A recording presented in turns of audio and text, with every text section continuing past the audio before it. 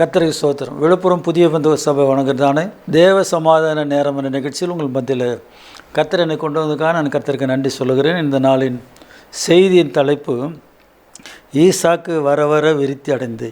ஆதியாம் புஸ்தகம் 26ஆம் அதிகாரம் 13ஆம் வசனத்தை நான் வாசிக்கிறேன். அவன் ஐஸ்வர்யனாகி வர வர விருத்தி அடைந்து மகா பெரியவனானான். கர்த்தருடைய பிள்ளையோட வாழ்க்கையில் ஆரம்பத்தில் இருக்கிற வறுமை, ஆரம்பத்தில் இருக்கிற தரித்திரம், ஆரம்பத்தில் இருக்கிற பொருளாதார நெருக்கடி, இதெல்லாம் தொடர்ந்து அப்படியே இருக்கக்கூடாது. கர்த்தருக்கு ஸ்தோத்திரம். நாம் வளர வர நாட்கள் ஆக ஆக நம்ம எல்லா காரியத்திலும் ஆசீர்வாதமாக மாற வேண்டும். கர்த்தருக்கு ஸ்தோத்திரம். இந்த ஈசாக்கு பற்றி நாம் பார்க்கும்போது முதல் வசனத்தில் 26ஆம் அதிகாரம் முதல் வசனம், ஆபிரகாமின் நாட்களில் உண்டான பஞ்சத்தை அல்லாமல் பின்னும் ஒரு பஞ்சம் தேசத்தில் உண்டாயிற்று. அப்போது ஈசாக்கு பெலிஸ்தருக்கு ராஜாவாகிய அபிமெலேக்கின் இடத்துக்கு கேராருக்கு போனான். கர்த்தருக்கு ஸ்தோத்திரம். ஆபிரகாம் காலத்தில் உண்டான பஞ்சத்தை காட்டிலும் இன்னும் அடுத்த ஒரு பஞ்சம் ஈசாக்குடைய காலத்தில் உண்டானது. அந்த ஈசாக்கு 6ஆம் வசனத்தில் சொல்லப்பட்டிருக்கிறது, ஈசாக்கு கேராரிலே குடியிருந்தான். கர்த்தருக்கு ஸ்தோத்திரம். அவன் குடியிருந்த இடம் கேராரி. 12ஆம் வசனத்தில் சொல்லப்பட்டிருக்கிறது, ஈசாக்கு அந்த தேசத்தில் விதை விதைத்தான். கர்த்தர் அவனை ஆசீர்வதித்ததினால் அந்த வருஷத்தில் 100 மடங்கு பலன் அடைந்தான். அது ஈசாக்கு வர வர விருத்தி அடைந்து ஐஸ்வர்யனாகி வர வர விருத்தி அடைந்து மகா பெரியனானான். இந்த வசனம் அப்படி தான் சொல்கிறது. அதற்கு என்ன காரணம் என்று சொன்னால், இந்த 12ஆம் வசனத்தில் அந்த தேசத்தில் விதை விதைத்தான். கர்த்தர் அவனை ஆசீர்வதித்ததினால் அது அந்த வருஷத்தில் 100 மடங்கு பலன் அடைந்தான். 1ஆம் வசனத்தில் பஞ்சம் உண்டான காலத்தில், பஞ்சம் உண்டான நாட்களில் அந்த தேசத்தில் ஈசாக்கு விதை விதைத்தான். எனக்கு அன்பானவரில், கர்த்தருடைய பிள்ளைகளாகி நம்முடைய வாழ்க்கையில் உலகத்தில் எல்லா இடத்துலையும் வறுமை வரலாம், தரித்திரம் வரலாம். ஆனால் கர்த்தருடைய பிள்ளைகளை வீட்டில் வரக்கூடாது. உலகத்தில் எங்கே வேணாலும் காரியங்கள் தலைகீழாக மாறலாம். ஆனால் சபையிலேயோ கர்த்தருடைய பிள்ளையோட வீட்லேயோ ஊழிக்காட வீட்லேயோ அது நடக்கக்கூடாது. கர்த்தருக்கு ஸ்தோத்திரம். அது நடந்தால் நாம் நம்முடைய விசுவாசத்தையோ அல்லது நம்முடைய ஆராதனை காரியத்தையோ நம்முடைய வாழ்க்கையில் மாற்றத்தை ஆண்டவர் கொண்டு வர வேண்டும் என்று சொல்லி ஆண்டவர் எதிர்பார்க்கிறார். இந்த ஈசாக்கு விதவிதத்தை கர்த்தர் ஆசீர்வதித்தாராம். அந்த வருஷத்தில் 100 மடங்கு பலன் அடைந்தான். எனக்கு அன்பானவரில், நாம் அநேக காரியங்களை செய்கிறோம், அது வளர்ச்சி அடைய மாட்டேன், விருத்தி அடைய மாட்டேன். நாம் அநேக காரியங்களை முயற்சி பண்ணுகிறோம், நாம் பிரயாசப்படுகிறோம், அதுக்காக ரொம்ப பிரயாசப்படுவோம். ஆனால் அது நம் முயற்சி தான் வீணாக தவிர அதுக்கான பலன் கிடைக்கல. கர்த்தருக்கு ஸ்தோத்திரம். நம்முடைய ஆண்டவராக இயேசு கூட சீஷரோடு போகும்போது ஒரு மரத்தை பார்க்குறார், அத்தி மரத்தை பார்க்குறார். அது கிட்ட போகும்போது இலையெல்லாம் நல்லா இருந்தது. ஆனால் அதில் என்ன இல்லை, ஒரு கனியும் இல்லை. பார்க்க நல்லா இருக்குது, கனி இல்லைன்னு சொல்லி ஆண்டவர் அந்த மரத்தை சபித்தார். அடுத்த முறை வரும்போது பார்க்கும்போது அந்த மரம் பட்டு போயிருது. கர்த்தருக்கு ஸ்தோத்திரம். ஏன்னு சொன்னால் கனி கொடுக்காத மரத்தை ஆண்டவர் சபித்தார். ஆனால் லூக்கா 13ஆம் அதிகாரத்தில் ஒரு மரத்தை குறித்து ஆண்டவர் சொல்லும்போது அந்த எஜமான் சொல்லுகிறத உதாரணமாக சொல்லுகிறார். அந்த எஜமான் சொல்லுகிறான், இது இந்த நிலத்தை ஏன் கிடக்குது, இது என்ன செய்யலாம், வெட்டி போடலாம்னு சொல்கிறார். லூக்கா 13ஆம் அதிகாரம் 6ஆம் வசனம். அப்போது அவர் ஒரு ஓமையும் சொன்னார். ஒருவன் தன் திராட்சை தோட்டத்தில் ஒரு அத்தி மரத்தை நட்டிருந்தான். அவன் அதில் கனியை தேடின போது ஒன்றும் காணவில்லை. அப்போது அவன் தோட்டக்காரனை நோக்கி, இதோ 3 வருஷமாக இந்த அத்தி மரத்தில் கனியை தேடி வருகிறேன், ஒன்றையும் காணவில்லை, இதை வெட்டி போடு, இது நிலத்தையும் ஏன் கெடுக்கிறது என்றான். எனக்கு அன்பானவர்களே, அந்த மரத்தை பார்த்து ஆண்டவர் சபித்தார். இங்கே உதாரணமாக சொல்லும்போது அந்த எஜமான், தோட்டத்துக்கு எஜமான் இந்த வேலைக்காரனை பார்த்து சொல்லுகிறான், 3 வருஷமாக ஒரு கனியும் கிடைக்கல, இதை வெட்டி போடு, தோட்டத்தையும் கெடுக்குது. அவன் சொல்கிற வார்த்தை, இதை வெட்டி போடு, இது நிலத்தையும் ஏன் கெடுக்கிறது என்றான். கர்த்தருக்கு ஸ்தோத்திரம். கனி கொடுக்காத மரமெல்லாம் வெட்டுண்டு அக்னியில் போடப்படும் என்று சொல்லி மத்தேயு 3ஆம் அதிகாரத்தில் நாம் வாசிக்கிறோம். கர்த்தருக்கு ஸ்தோத்திரம். ஆனால் இந்த ஈசாக்கு விதை விதைத்தான், கர்த்தர் அவனை ஆசீர்வதித்தார். கர்த்தருக்கு ஸ்தோத்திரம்.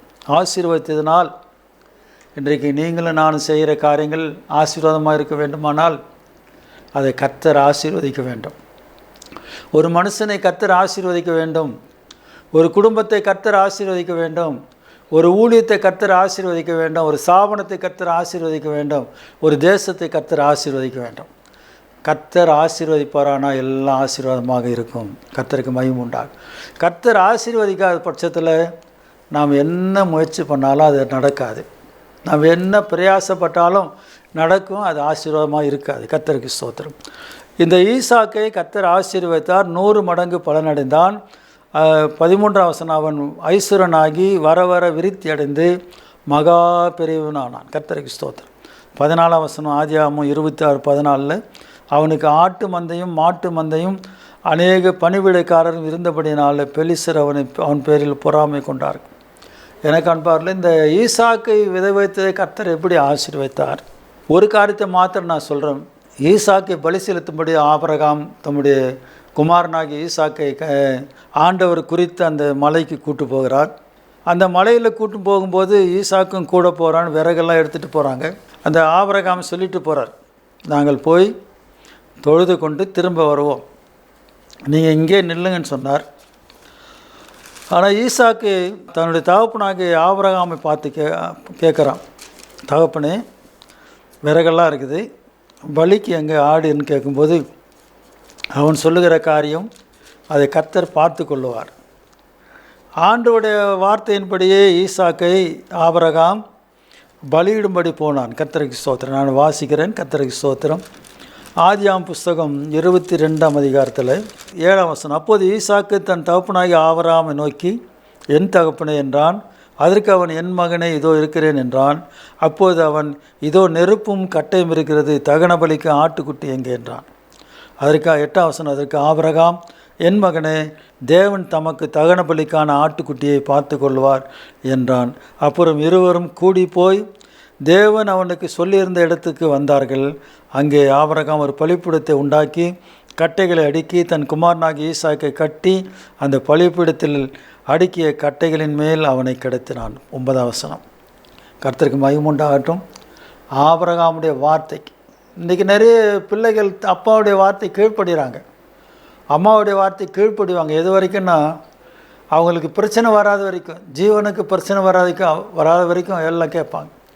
ஆனால் அவங்களுக்கு பிரச்சனைன்னு வரும்போது அப்பா சொன்னாலும் கேட்க மாட்டாங்க, அம்மா சொன்னாலும் கேட்க மாட்டாங்க, பாஸ்டர் சொன்னாலும் கேட்க மாட்டாங்க, ஆண்டவர் சொன்னாலும் கேட்க மாட்டாங்க.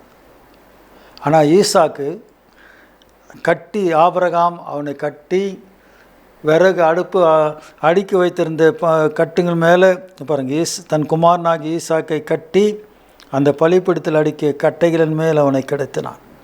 இதுவரைக்கும் ஈசாக்கு தன்னுடைய தகப்பனுடைய வார்த்தைக்கு கீழ்ப்படிந்து அடங்கியிருந்தான். கர்த்தருக்கு ஸ்தோத்திரம். அதனால் தகப்பனுடைய வார்த்தைக்கு ஈசாக்கு கீழ்ப்படிந்தனால கர்த்தர் அவனை பார்த்தார். கர்த்தருக்கு ஸ்தோத்திரம். அவனுக்கு பதிலாக ஆண்டவர் ஒரு ஆட்டுக்குட்டி நாம் பார்க்குறோம். இந்த 13ஆம் வசனத்தில் 22ஆம் அதிகாரம் ஆதியாகமம் 13ஆம் வசனத்தில், ஆபிரகாம் தன் கண்களை ஏறெடுத்து பார்க்கும்போது இதோ பின்னாக புதரில் ஒரு தன் கொம்புகள் சிக்கி கொண்டிருந்த ஒரு ஆட்டுக்கடாவை கண்டான். அப்போது ஆபிரகாம் போய் கடாவை பிடித்து அதை தன் குமாரனுக்கு பதிலாக தகன பலியிட்டான். கர்த்தருக்கு ஸ்தோத்திரம். அதுதான் யெகோவா ஈரேன்னு சொல்லி அந்த இடத்துக்கு ஆபிரகாம் பேர் வைக்கிறத நாம் பார்க்கிறோம். இந்த ஈசாக்கை கர்த்தர் ஆசீர்வதித்தார். அவன் பயிரிட்டு செய்த தொழிலை கர்த்தர் ஆசீர்வதித்து 100 மடங்கு, இந்த வசனத்தில் கர்த்தர் அவனை ஆசீர்வதித்தனால், அதான் முக்கியமான காரியம், அவனை ஆசீர்வதித்தனால் அந்த வருஷத்தில் அவன் 100 மடங்கு பலன் அடைந்தானான். பஞ்சம் ஒன்றும் பழுதாகவில்லை. கர்த்தருக்கு ஸ்தோத்திரம். அது ரொம்ப முக்கியமான காரியம். நான் அந்த வசனத்தில் பாருங்கள், ஈசாக்கு இந்த 26ஆம் அதிகாரம் 12ஆம் வசனம், ஈசாக்கு அந்த தேசத்தில் விதைத்தான், கர்த்தர் அவனை ஆசீர்வதித்தினால் அந்த வருஷத்தில் 100 மடங்கு பலன் அடைந்தான். ஒன்றும் குறைவில்லாதபடி, ஒன்று வீணாகாதபடிக்கு 100 மடங்கு பலனை ஈசாக்கு கர்த்தர் கட்டளையிட்டார். அதனால தான் அவன் ஐஸ்வரனாகி வர வர விருத்தி அடைந்து மகா பெரியவன் ஆனான். இன்றைக்கு அநேக கர்த்தருடைய வாழ்க்கையில் ஆசீர்வாதம் இல்லாத காரணம், நாம் கர்த்தருடைய வார்த்தைக்கு கீழ்ப்படுகிறதில்லை, நாம் கர்த்தர் சொல்லுகிறதை கேட்கறதில்லை. கர்த்தர் சொல்லுகிற வார்த்தைகளுக்கு கீழ்ப்படுகிற சுபாவமும் மனமும் விருப்பமும் நமக்கு இல்லாதனால நாம் அநேக நேரங்களில் ஆசீர்வாதத்துக்கு பதிலாக சாபத்தை தேடிக்கொள்கிறோம். ஆகவே ஈசாக்கு அந்த பஞ்ச காலத்தில் விதைத்தனால கர்த்தர் அவனை ஆசீர்வதித்தனால், இந்த வசனம் தான் முக்கியமாக சொல்லுகிறேன். ஈசாக்கு அந்த தேசத்தில் விதைத்தான், கர்த்தர் அவனை ஆசீர்வதித்தனால் அந்த வருஷத்தில் 100 மடங்கு பலன் அடைந்தான். உங்களுக்கும் எனக்கும் கர்த்தர் 100 மடங்கு பலன் தர வேண்டும். நாம் ஆசீர்வாதமாக இருக்க வேண்டும். இந்த 13ஆம் வசனத்தில் அவன் ஐஸ்வரனாகி வர வர விருத்தி அடைந்து மகா பெரியவனானான். கர்த்தருடைய பிள்ளைகள் யார்கிட்டையும் கடன் கேட்கக்கூடாது, நாம் அநேகர் கடன் கொடுக்கணும். வசனம் அப்படி தான் சொல்லுது. நீயோ கடன் வாங்காதிருப்பா, அநேக ஜாதிகளுக்கு கடன் கொடுப்பாய். யோவான் 10ஆம் அதிகாரத்தில் உள்ளும் புறமும் சென்று மேய்ச்சலை கண்டடைவான், நான் அவங்களுக்கு ஜீவன் கொடுக்க அது பரிபூர்ண படம் வந்தேன்னு சொல்கிறார் ஆண்டவர். ஆகவே கர்த்தருடைய பிள்ளையுடைய வாழ்க்கையில் ஆசீர்வாதம் நிறைய ஆசீர்வாதமாய் காணப்பட வேண்டும். நிரம்பன ஆசீர்வாதம், குறைவான ஆசீர்வாதம் இல்லை, நிரம்பன ஆசீர்வாதம், நிறைவான ஆசீர்வாதத்தை இந்த நாட்களில் கர்த்தர் நம்ம எல்லாரும் கட்டளிடுவாராக. இந்த வார்த்தைகள் ஆசீர்வதிப்பாராக. ஈசாக்கு வர வர விருத்தி அடைந்து மகா பெரியவனானான், பலத்த ஜாதியானான். வசனத்தில் நாம் பார்க்கிறோம், மகா பெரியவனானான். ஆகவே ஈசாக்கை ஆசீர்வதித்த ஆண்டவர் உங்களையும் என்னை ஆசீர்வதிக்கார், வல்லவராக இருக்கிறார். நாம் ஜெபம் பண்ணுவோம். Praise the Lord. ஆண்டவரே, இந்த நிகழ்ச்சிக்காக நன்றி செலுத்துகிறோம். ஈசாக்கு பஞ்ச காலத்தில் விதைத்தான், நீர் அவனை ஆசீர்வாதத்தினால அந்த வருஷத்தில் அவன் 100 மடங்கு பலனடைந்தான். நாங்களும் எங்களுடைய கையிட்டு செய்கிற காரியத்தில் 100 மடங்கு பலனடைய பரிசுத்த ஆவியானவர் எங்களுக்கு உதவி செய்கிறார். 1ஆம் சங்கீதத்தில் நாங்கள் வாசிக்கிறோம், அவன் செய்வதெல்லாம் வாய்க்கும், நாங்கள் செய்கிறதெல்லாம் வாய்க்க பண்ணும்படி உதவி செய்யும். தடை பண்ணுகிற எல்லா தடையின் ஆவிகளை இயேசுவின் நாமத்தில் நிர்மூலமாக்குறான். இந்த ஜாய் டிவி நிறுவனத்தை ஆசீர்வதியும், பணிபுரிகிற மக்கள் ஆசீர்வதியும், இதை பார்த்து கொண்டு கேட்டுக்கொண்டிருக்கிற மக்கள் ஆசீர்வதியும்.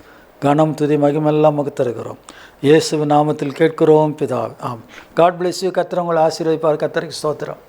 பாதைகளில்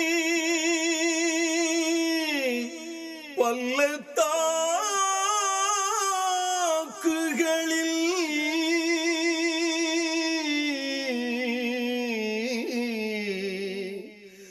கடந்து வர கர்த்தர் உதவி செய்தார்.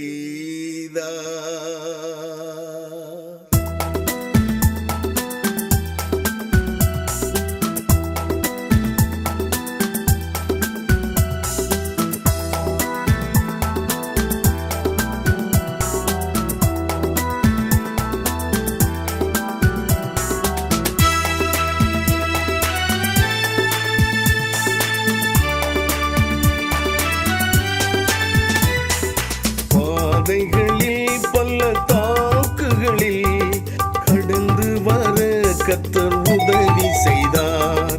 பாதைகளில் பள்ளத்தாக்குகளில் கடந்து வர கர்த்தர் உதவி செய்தார். அவர் சமூகம் நம் முன் சென்றதால் சேதம் இன்றி காத்து கொண்டார். அவர் சமூகம் நம் முன் சென்றதால் சேதம் இன்றி காத்து கொண்டார். சேதம் இன்றி காத்து கொண்டார். சேதம் இன்றி காத்து கொண்டார். பாதைகளில் பள்ளத்தாக்குகளில் கடந்து வர கர்த்தர் உதவி செய்தார்.